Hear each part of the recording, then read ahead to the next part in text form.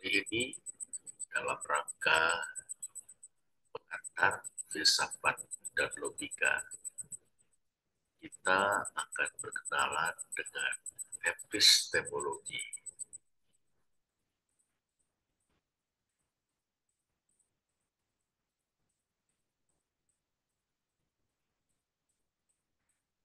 Kita perlu kembali mengingat filsafat adalah upaya manusia untuk memahami realitas. Ya, filsafat adalah upaya manusia atau untuk memahami realitas secara rasional. Ya, maksud dengan rasional itu sintetis dan reflektif. Rasional berarti menggunakan penalaran analitis, mereka realitas ke dalam unsur-unsur penyusunnya. Sintetis memahami hubungan di antara unsur-unsur tersebut dalam suatu keseluruhan. Reflektif merenungkan signifikansi atau arti penting dari realitas dan implikasinya bagi hidup manusia. Itulah berfilsafat. Realitas itu sendiri, filsafat dilihat sebagai yang ada atau being yang bisa diketahui dan yang harus ditanggapi. Sinilah kita melihat tiga bidang utama dalam filsafat, yaitu ontologi, epistemologi, dan etika. Ontologi adalah filsafat tentang ada. Pertanyaan berdasarnya adalah, is there a reality? Does reality really exist? Apakah ada realitas? Apakah realitas itu sungguh-sungguh ada? Is reality meaningful or meaningless? Apakah realitas itu bermakna atau tidak bermakna? Cabang utama kedua adalah epistemologi, filsafat tentang pengetahuan. Menjawab pertanyaan tentang how do we know we know. Bagaimana kita tahu bahwa kita tahu. Cabang utama ketiga adalah etika, filsafat tentang nilai. Menjawab pertanyaan how should we then live. Gimana seharusnya kita hidup. Nah, satu lagi adalah logika, adalah alat untuk berfilsafat. Logika adalah ilmu sekaligus seni, alat dengan tepat. Logika adalah ilmu alat dalam rangka berfilsafat. Sekarang kita fokuskan perhatian kita pada epistemologi. Kita sudah berkenalan dengan ontologi, sekarang kita akan berkenalan dengan epistemologi. Secara etimologi, epistemologi berasal dari kata-kata Yunani. Epistastai artinya mengetahui atau tahu bagaimana melakukan.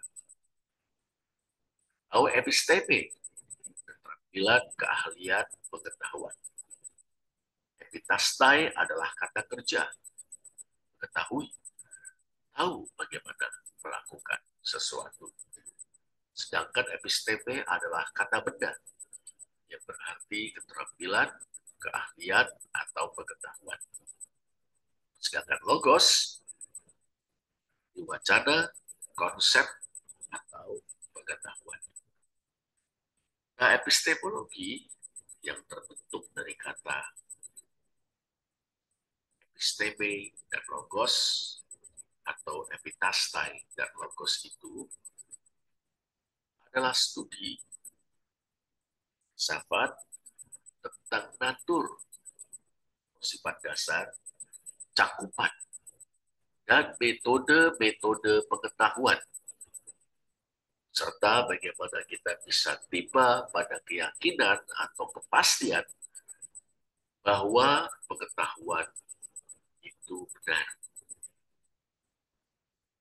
Dalam epistemologi, kita menyelidiki apa yang membedakan keyakinan yang dibenarkan atau justified belief dari opini atau pendapat semata.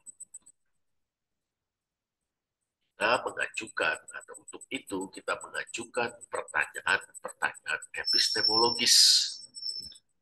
Apa yang dimaksud dengan pengetahuan? Diatur pengetahuan. Apa sajakah yang tercakup dalam pengetahuan? Bicara tentang cakupan pengetahuan. Apa sajakah yang dapat disebut sebagai pengetahuan? Lalu bagaimana kita bisa tiba pada pengetahuan? Ini bicara tentang metode pengetahuan. Dan bagaimana kita tahu bahwa pengetahuan kita benar.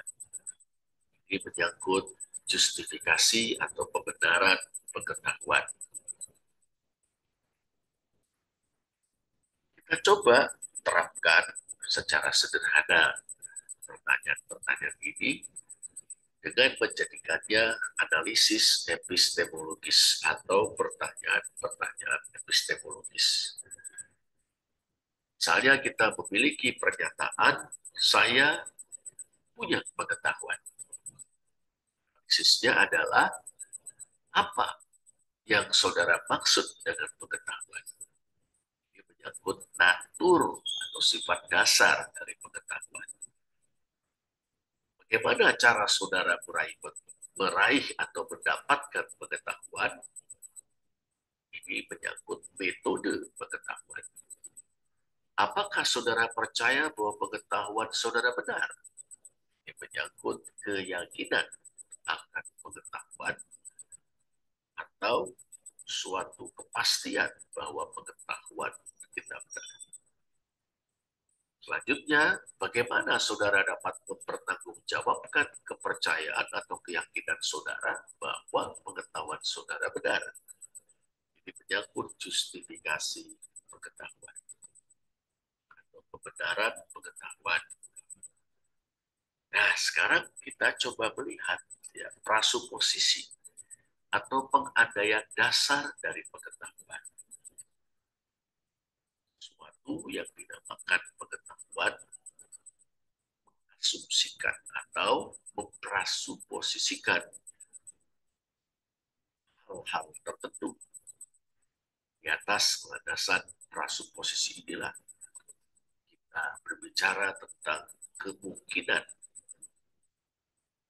untuk memperoleh pengetahuan. Prasuposisi pengetahuan terdiri dari subjek pengetahuan, objek pengetahuan, metode untuk mencapai pengetahuan, dan pertanggungjawaban kebenaran atau justifikasi pengetahuan. Ada landasan atau dasar metafisik atau ontologis dari pengetahuan, yaitu adanya subjek pengetahuan, yaitu aspek dari realitas yang dapat mengetahui atau yang mencari pengetahuan. Ada objek pengetahuan, yaitu aspek dari realitas yang dapat diketahui. Keberadaan subjek dan objek pengetahuan adalah syarat-syarat mutlak dari pencapaian pengetahuan. Harus ada yang mengetahui atau orang yang berupaya untuk mengetahui. Orang yang melakukan upaya-upaya untuk mencapai atau meraih pengetahuan itu di satu pihak, di pihak lain harus ada objek pengetahuan atau sesuatu yang dapat diketahui atau sesuatu yang menjadi sasaran upaya-upaya untuk memperoleh pengetahuan. Kita bisa tahu karena ada yang dapat diketahui. Yang dapat diketahui menjadi yang diketahui karena ada yang mengetahui. Nah, dengan itu pengetahuan memiliki landasan metafisik atau ontologis. Landasan dari realitas itu sendiri. Yaitu karena ada yang mengetahui dan ada yang diketahui, maka ada pengetahuan.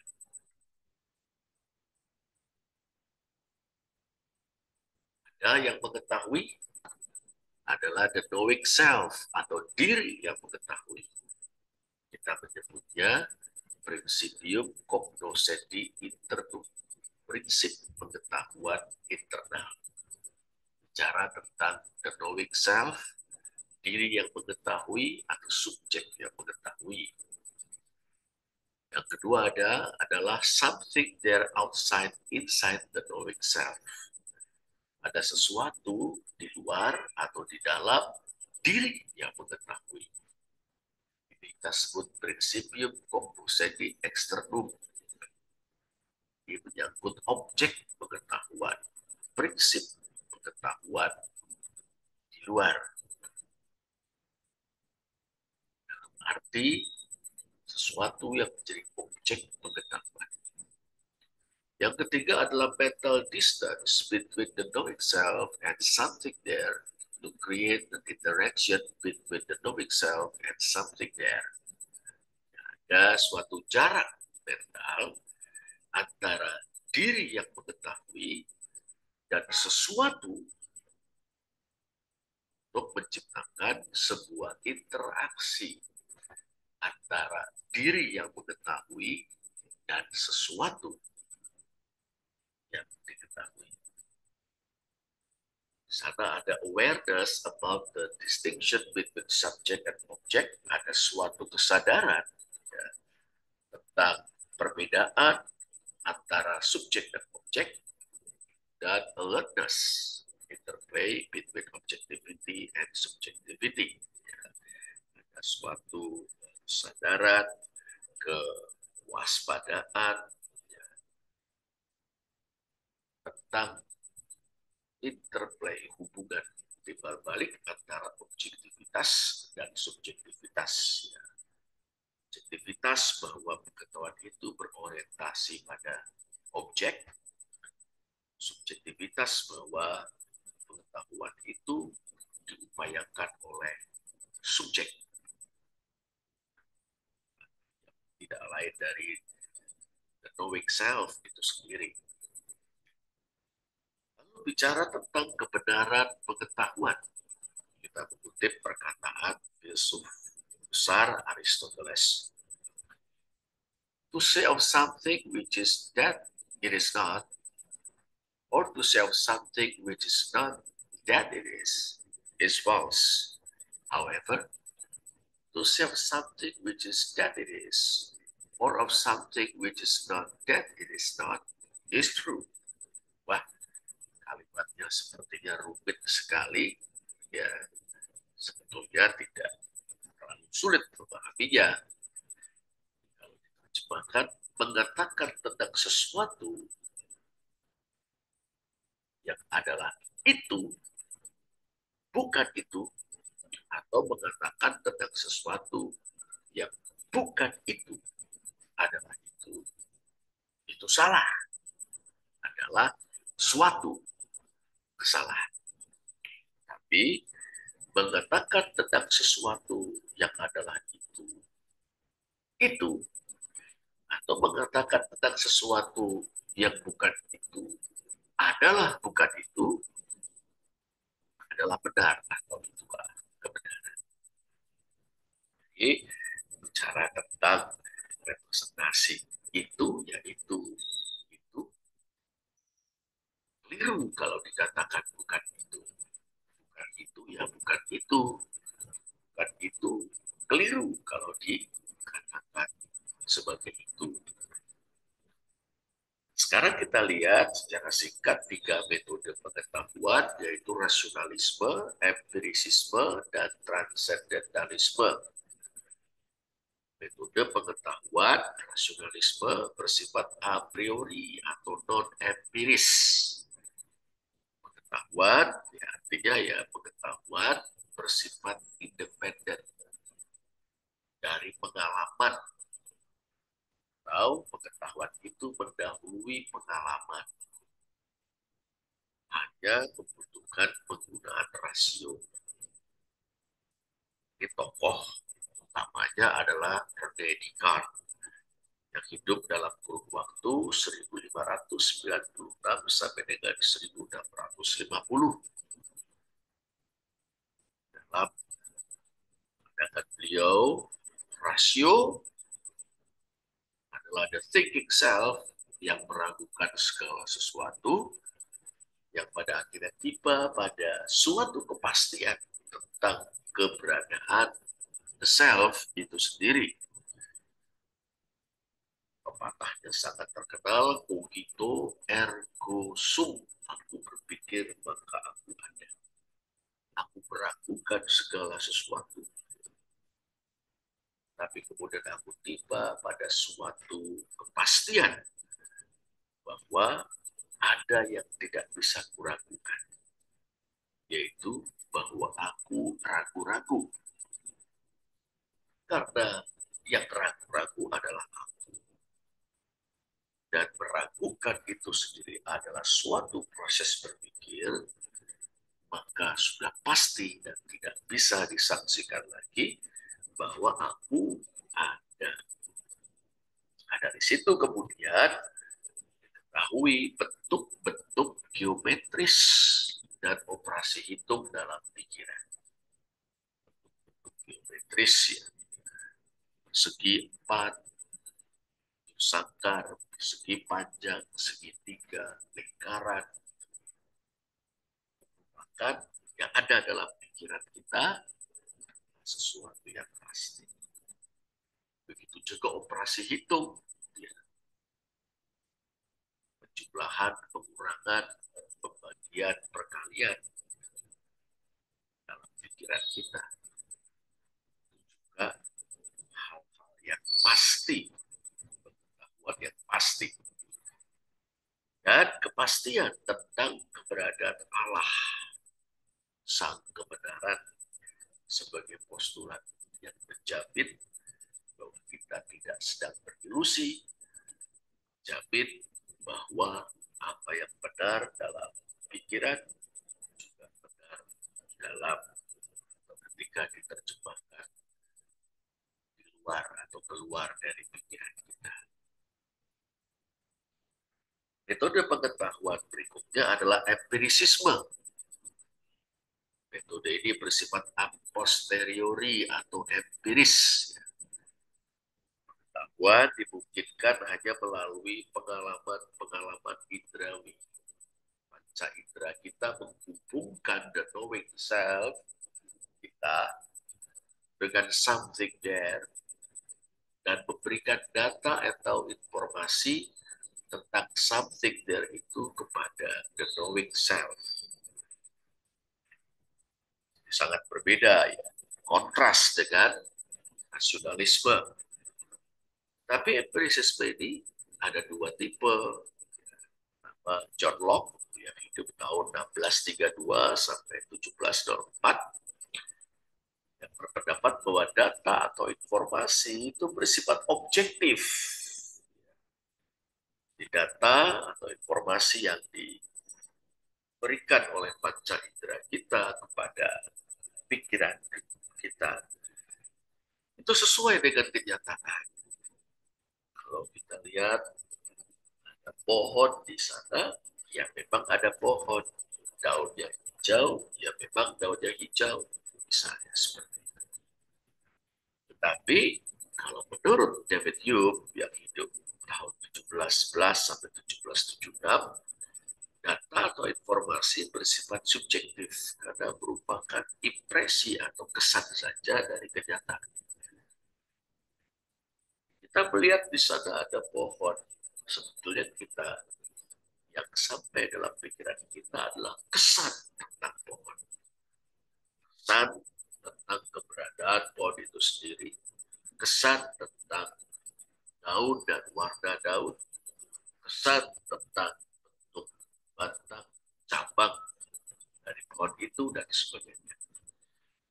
Jadi panca indera memberikan kepada kita kesan. Nah, yang ketiga adalah metode transcendentalisme dari Immanuel Kant 1724 sampai 1824. Menurut Immanuel Kant, melalui panca indera, the knowing self mendapat data atau informasi tentang something there. Mirip dengan empirisisme. Nah, data atau informasi tersebut bersifat fenomena, bukan hakikat dari something there itu. Jadi Immanuel Kant membagi realitas yang diketahui itu, realitas itu menjadi dua. Itu ada sisi fenomena yang nampak pada pikiran kita lewat panca indera, dan natur atau hakikat dari realitas itu yang disebutnya nomena. Nah, panca indera juga pikiran kita tidak dapat mengakses nomina atau hakikat dari realitas, hakikat dari sesuatu. Kita hanya bisa mengakses sesuatu sebagaimana ia menampakkan dirinya kepada pikiran kita melalui panca indera atau fenomena. Nah, kemudian data atau informasi tersebut yang dihantar oleh panca indera, data atau informasi tentang fenomena yang diantar oleh panca indera ke dalam pikiran kita, ya, kemudian diproses oleh rasio atau pikiran kita, yang di dalamnya telah tertanam kategori-kategori pemikiran tertentu, kategori yang menyangkut kualitas, cara tentang warna, aroma, misalnya seperti itu, bentuk, juga ada kategori kuantitas ya, jumlahnya ada berapa, juga ada kategori relasi atau hubungan di antara data-data yang masuk ke dalam pikiran kita, juga modalitas, bicara tentang kemungkinan, mungkin sesuatu ini mungkin ada atau mungkin tidak ada, pasti atau niscaya ada, atau pasti atau niscaya tidak ada. Itu apakah ini memang merupakan bagaimana sifat dari keberadaan atau eksistensinya. Ini merupakan kategori-kategori yang memproses data atau informasi yang masuk ke dalam pikiran kita melalui panca indera. Hasil dari pemrosesan itulah yang disebut sebagai pengetahuan. Nah, itulah perkenalan kita secara sekilas dengan epistemologi. Berikut adalah soal-soal latihan yang perlu teman-teman kerjakan. Ya, ada 3 pertanyaan. Menjelaskan perbedaan antara masing-masing cabang filsafat. 2, jelaskan apa yang dimaksud dengan prasuposisi pengetahuan. Ada 3, apakah perbedaan di antara metode a priori atau rasionalisme, a posteriori atau empirisisme, dan transendental. Dan perjumpaan kita dalam kesempatan kali ini.